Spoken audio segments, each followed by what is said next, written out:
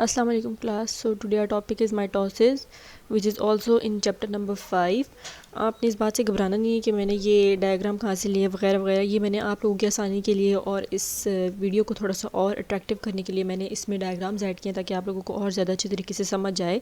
तो बेसिकली मैंने ये सारा जो बनाया है स्लाइड्स वगैरह ये आपकी अपनी बुक से ही आप बुक खोलेंगे तो ये सारे पेजेस जितने मैंने यहाँ इंसर्ट किए हुए हैं ये आपको अपनी बुक में भी मिलेंगे। ठीक है, तो आज का हमारा टॉपिक है माइटोसिस, क्लास 9 बायोलॉजी।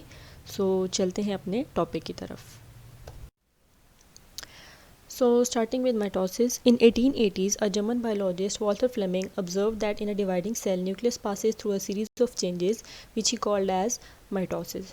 So इसमें आपको बताया जा रहा है कि 1880 में एक जर्मन बायोलॉजिस्ट था जिसका नाम था वॉल्टर फ्लेमिंग। ठीक है, उसने क्या किया, उसने एक डिवाइडिंग सेल को ऑब्ज़र्व किया, यानी ऐसा सेल उसने ऑब्ज़र्व किया जिसमें डिवीज़न हो रही थी, वो सेल डिवीज़न के प्रोसेस से गुजर रहा था। उसने उस सेल में ऑब्ज़र्व किया कि सेल के अंदर जो मौजूद न्यूक्लियस होता है, जिस न्यूक्लियस के अंदर आपका जेनेटिक मटीरियल प्रेजेंट होता है, उसमें कुछ चेंजेस हो रहे हैं। ठीक है, तो उसने उन चेंजेस को क्या नाम दे दिया कि ये माइटोसिस का प्रोसेस हो रहा है। ठीक है, अब माइटोसिस का वर्ड ओरिजिनेट कहाँ से हुआ है, let me tell you about this. अब देखें, माइटोसिस का वर्ड ओरिजिनेट हुआ है माइटोस से, जो कि एक ग्रीक लैंग्वेज का वर्ड है। ठीक है, जिसका मतलब है थ्रेड। ठीक है, सबसे पहले जब इस बायोलॉजिस्ट ने न्यूक्लियस को ऑब्ज़र्व किया तो इसको उसमें थ्रेड लाइक स्ट्रक्चर, न्यूक्लियस में थ्रेड लाइक स्ट्रक्चर ऑब्ज़र्व हुए और इस बेस पे इसने माइटोसिस के प्रोसेस को यहाँ से नाम दिया क्योंकि उनकी लैंग्वेज में थ्रेड को माइटोस कहा जाता था, तो वहाँ से ये वर्ड ओरिजिनेट हुआ है। ठीक है, simply it's just origin of the word mitosis. ठीक है, अब देखते हैं कि माइटोसिस होती क्या है। So starting with definition, mitosis is the type of cell division in which a cell divides into two daughter cells, each with the same number of chromosome as were present in a parent cell. ठीक है, अब यहाँ पर कहा जा रहा है mitosis ऐसी तरह की सेल डिवीजन होती है जिसमें एक सेल दो डॉटर सेल में डिवाइड कर जाता है और हर डॉटर सेल में सेम नंबर ऑफ क्रोमोसोम होते हैं जैसे कि पेरेंट सेल में प्रेजेंट थे। अब नीचे देखिए, मैंने आप लोगों के लिए डायग्राम यहाँ पे बनाई है जिसमें बताया गया कि पेरेंट सेल है उसमें 46 नंबर ऑफ क्रोमोसोम है। जब उसकी डुप्लीकेशन हुई है तो जो दो डॉटर सेल बने उन दोनों में 46 नंबर ऑफ क्रोमोसोम्स हैं। ठीक है, जब ऐसी डिवीजन होगी जिसमें पेरेंट सेल से दो डॉटर सेल बनेंगे और दोनों में वही नंबर ऑफ क्रोमोसोम होंगे जो पेरेंट सेल में थे, तो ऐसी डिवीजन को हम कहते हैं माइटोसिस। ठीक है, ये आगे इसका हिसाब किताब होगा, ऐसे नहीं कि यहाँ पर 46 थे तो ये दोनों में 46 ऐसे आगे, इसका एक पूरी प्रॉपर मैथमेटिक्स है। ठीक है, ये आपको आगे एक्सप्लेन कर दिया जाएगा। तो अब यहाँ बताया गया कि mitosis occurs only in eukaryotic cells.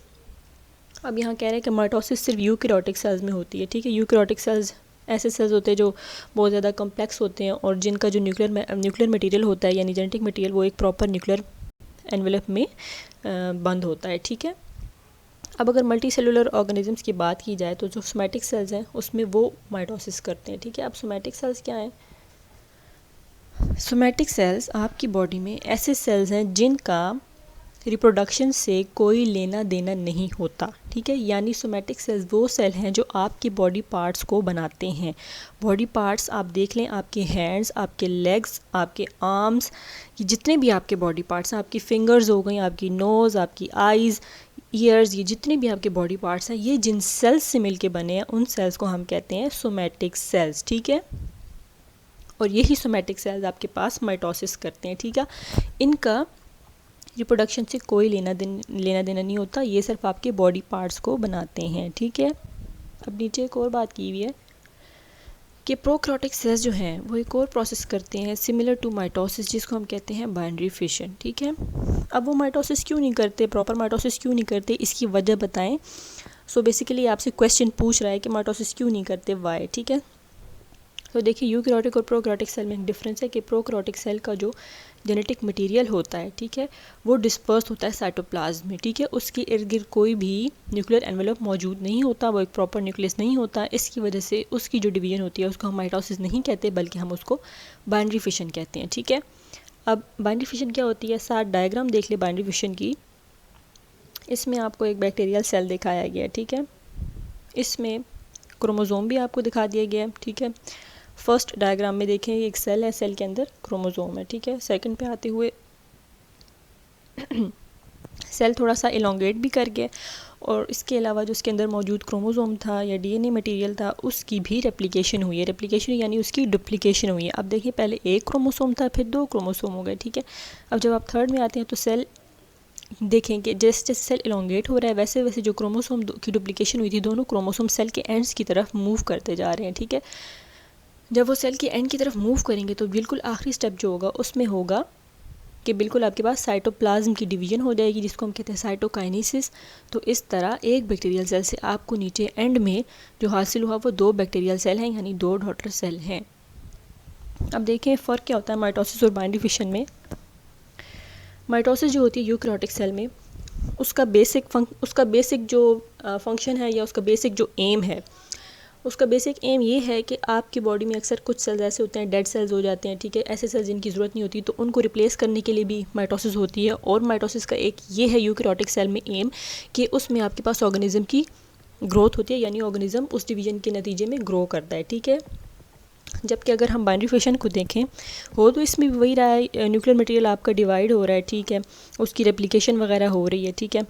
लेकिन इसका मेन पर्पस जो प्रोकैरियोटिक सेल में देखा जाए तो बाइनरी फिशन का मेन पर्पस प्रोकैरियोटिक सेल में यह है कि इससे रिप्रोडक्शन हो रही है बैक्टीरिया की, यानी बैक्टीरिया की पॉपुलेशन इंक्रीज़ हो रही है। पहले आपके पास एक पेरेंट सेल था बैक्टीरिया का, उससे आपको जो एंड में 2 डॉटर सेल्स मिले ना, उनका मकसद सिर्फ ये नहीं है कि बैक्टीरिया का जिस्म ग्रो कर जाए, बैक्टीरिया की बॉडी ग्रो कर जाए। उसका मकसद ये है कि बैक्टीरिया से पेरेंट सेल से 2 डॉटर सेल यानी न्यू बैक्टीरियाज बन रहे हैं, पूरा एक ऑर्गेनिज्म बन रहा है, ठीक है। तो मेन डिफरेंस दोनों में ये है। अब यहाँ पे आपको माइटोसिस के फेजेस के बारे में बताया गया है। The process of mitosis is complex and highly regulated. अब जो माइटोसिस का प्रोसेस है वो थोड़ा कॉम्प्लेक्स है, यानी मुश्किल है, एंड हाईली रेगुलेटेड, और वो एक रूल के हिसाब से चलता है, ठीक है। There are 2 major phases. देखें अब माइटोसिस के मेजर फेजेस की बात अगर की जाए तो 2 हैं। एक में न्यूक्लियस की डिवीजन होती है जिसको हम कहते हैं कैरियोकाइनेसिस, और दूसरे में साइटोप्लाज्म की डिवीजन होती है जिसको हम कहते हैं साइटोकाइनेसिस, ठीक है। अब यहाँ पे कैरियोकाइनेसिस, कैरियो का मतलब होता है न्यूक्लियस और काइनेसिस का मतलब है डिवीजन। सिमिलरली साइटोकाइनेसिस में साइटो का मतलब है साइटोप्लाज्म और काइनेसिस का मतलब है डिवीजन, ठीक है। अब कैरियोकाइनेसिस में देख लें, इसमें न्यूक्लियस की डिवीजन होती है, ठीक है। नीचे मैंने आपको बताया हुआ है डायग्राम में देखिए सेल है, सेल के अंदर आपको न्यूक्लियस दिखाया हुआ है, न्यूक्लियस के अंदर जेनेटिक मटेरियल पड़ा हुआ है, ठीक है।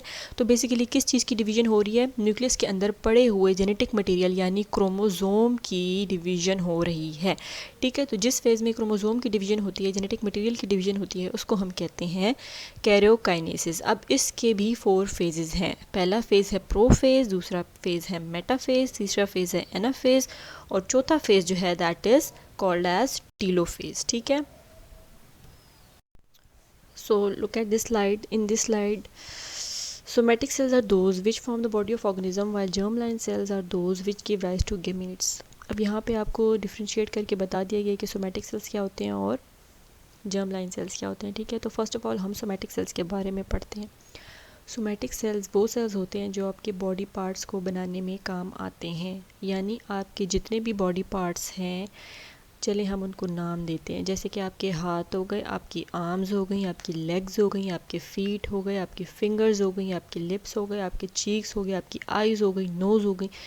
जितने भी आपके बॉडी पार्ट्स हैं वो जिन सेल से मिलके बने हैं उन्हें हम कहते हैं कि वो सोमैटिक सेल्स हैं, ठीक है।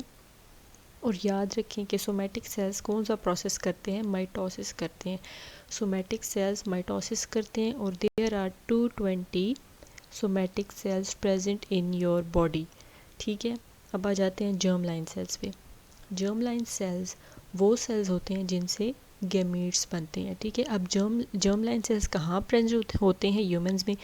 जर्म लाइन सेल्स मेल्स में गोनेड्स में प्रेजेंट होते हैं और फीमेल में ओवरीज में प्रेजेंट होते हैं, ठीक है। अब इन सेल्स में, अब ये सेल्स जो होते हैं ना, ये भी डिप्लॉयड होते हैं, यानी इनमें भी 46 नंबर ऑफ़ क्रोमोसोम्स होते हैं। सोमैटिक सेल्स में भी 46 नंबर ऑफ़ क्रोमोसोम्स होते हैं, ठीक है। लेकिन जब जर्म लाइन सेल्स में मियोसिस होगी, ठीक है, मियोसिस होने के बाद आपके पास गैमीट्स बनेंगे। गैमीट्स यानी ये ह्यूमन एग ओवम और ह्यूमन स्पर्म, जब ये आपके पास बन जाएंगे तो ये होंगे फिर हैप्लॉइड, यानी दोनों में 23 नंबर ऑफ़ क्रोमोसोम्स होंगे, ठीक है। Let me repeat it again. Germ line cells humans में मेल्स में गोनेड्स में प्रेजेंट है, फीमेल में ओवरीज में प्रेजेंट है, ठीक है। ये ऑर्गन्स हैं मेल और फीमेल के, ठीक। उनमें जर्म लाइन सेल्स प्रेजेंट हैं, ठीक है। अब जर्म लाइन सेल्स होते डिप्लॉयड हैं, यानी उनके क्रोमोसोम नंबर 46 ही होते हैं। उसमें मियोसिस का प्रोसेस होगा। मियोसिस का प्रोसेस होने के बाद फीमेल में एग्स बनेंगे, मेल में स्पर्म्स बनेंगे, ठीक है। अब जब मियोसिस का प्रोसेस हो जाता है तो क्रोमोसोम का नंबर हाफ हो जाता है। तो ये हो गया आपके पास, एग भी 23 नंबर ऑफ क्रोमोसोम वाला आएगा और स्पर्म भी 23 क्रोमोसोम नंबर वाला आएगा। अब तक के लिए सिर्फ इतना जहन में रखें, जब आगे मियोसिस का टॉपिक स्टार्ट होगा तो ये और ज़्यादा क्लियर होता जाएगा, ठीक है। सिर्फ इतना याद रखें कि सोमैटिक सेल भी डिप्लॉयड होते हैं और जर्म लाइन सेल्स भी डिप्लॉयड होते हैं। फ़र्क सिर्फ इतना है, सोमैटिक सेल्स माइटोसिस करते हैं जबकि जर्म लाइन सेल्स मियोसिस करते हैं, ठीक। चलें, यहाँ पर मैंने एक दो क्वेश्चंस बनाए हैं जिसका मैं खुद ही आंसर भी दे रही हूँ ताकि आपको क्लियर हो जाए कि डिप्लॉयड और हैप्लॉयड सेल क्या होते हैं, ठीक है। अगर कोई आपसे पूछ ले कि माइटोसिस किन सेल्स में होती है, किस टाइप ऑफ सेल्स में होती है, तो आपने हमेशा जवाब ये देना है कि माइटोसिस हमेशा डिप्लॉयड सेल्स में होती है। अगर कोई पूछे कि डिप्लॉयड सेल्स क्या होते हैं, ठीक है, डिप्लॉयड सेल्स वो होते हैं जिनमें 46 नंबर ऑफ क्रोमोसोम्स होते हैं। यानी अब आपकी बॉडी में जो सेल्स हैं उनका क्रोमोसोम नंबर 46 है, सिवाय आपके गैमीट सेल्स के, ठीक है, सिवाय आपके गैमीट्स के। बाकी सब में जो क्रोमोसोम नंबर है वो 46 है, ठीक है। 46 कैसे है? 23 क्रोमोसोम आपके पास आपकी मदर से आए हैं और 23 क्रोमोसोम आपके पास आपके फादर से आए हैं, ठीक है। तो ये हो गया डिप्लॉयड सेल। डिप्लॉयड सेल वो होता है जिसमें 46 नंबर ऑफ क्रोमोसोम होते हैं, 23 फ्रॉम मदर, 23 फ्रॉम फादर। जबकि हैप्लॉयड सेल्स वो होते हैं जिनमें सिर्फ 23 नंबर ऑफ क्रोमोसोम्स होते हैं, ठीक है। ये डिफरेंस है मेन। अब देखिए जी, पहला फेज़ माइटोसिस का आ गया है प्रोफेज़। अब प्रोफेज़ में क्या बात हो रही है? Normally the genetic material in nucleus is in a loose thread like form called as chromatin. At the onset of prophase chromatin condenses into highly order structure called as chromosomes, ठीक है, normally. अब क्या कहता है कि genetic material जो nucleus में present होता है वो धागे की शक्ल में होता है, ठीक है। और उस धागे वाली शक्ल को हम क्या कहते हैं कि क्रोमेटिन पड़ा हुआ है, ठीक है। आगे जब डायग्राम आएगी तो आपको ये क्लियर हो जाएगा, आगे मैंने डायग्राम इंसर्ट की हुई है, ठीक है। अब क्या बात हो रही है कि जेनेटिक मटेरियल जो न्यूक्लियस में प्रेजेंट है वो एक धागे की शेप में प्रेजेंट है जिसको हम कहते हैं वो क्रोमेटिन है, ठीक है। अब जैसे जैसे प्रोफेज स्टार्ट होना शुरू होगा, प्रोफेज का शुरुआत होने वाली है, प्रोफेज की शुरुआत होने वाली है, तो वो धागे लाइक स्ट्रक्चर क्या करेंगे कि कंडेंस होना शुरू हो जाएंगे, ठीक है, कॉम्पैक्ट होना शुरू हो जाएंगे। यानी पहले वो पतले थे, अब उनकी कंडेंसेशन शुरू हो जाएगी, यानी उनकी मोटाई शुरू हो जाएगी, ठीक है। तो वो एक हाईली ऑर्डर स्ट्रक्चर में आ जाएंगे जिसको हम क्या कहते हैं, क्रोमोसोम्स कहते हैं, ठीक है। उसके बाद since the genetic material has already been duplicated earlier in S phase, याद करें सेल साइकिल में आपको बताया गया था कि एस फेज़ में क्रोमोसोम की रेप्लिकेशन हो जाती है, यानी पहले वो सिंगल क्रोमैटिड था लेकिन एस फेज़ में रेप्लिकेशन के बाद उसके 2 क्रोमैटिड्स हो गए, ठीक। अब हर क्रोमोसोम के 2 क्रोमैटिड्स हैं, ठीक है, bound together at the same centromere. और वो किस चीज़ के साथ बाउंड है? सेंट्रोमेयर पे बाउंड है, ठीक है। Each chromosome also has kinetochore at centromere. अब हर क्रोमोसोम के सेंट्रोमेयर पे एक और स्ट्रक्चर है जिसको कहते हैं काइनेटोकोर। काइनेटोकोर क्या है? ये भी एक प्रोटीन का स्ट्रक्चर है, ठीक है। और ये वो पॉइंट है जहाँ पे आपके पास आके स्पिंडल फाइबर्स अटैच हो जाते हैं। अब स्पिंडल फाइबर्स क्या हैं ये भी मैंने पिछले लेक्चर में एक्सप्लेन किया है।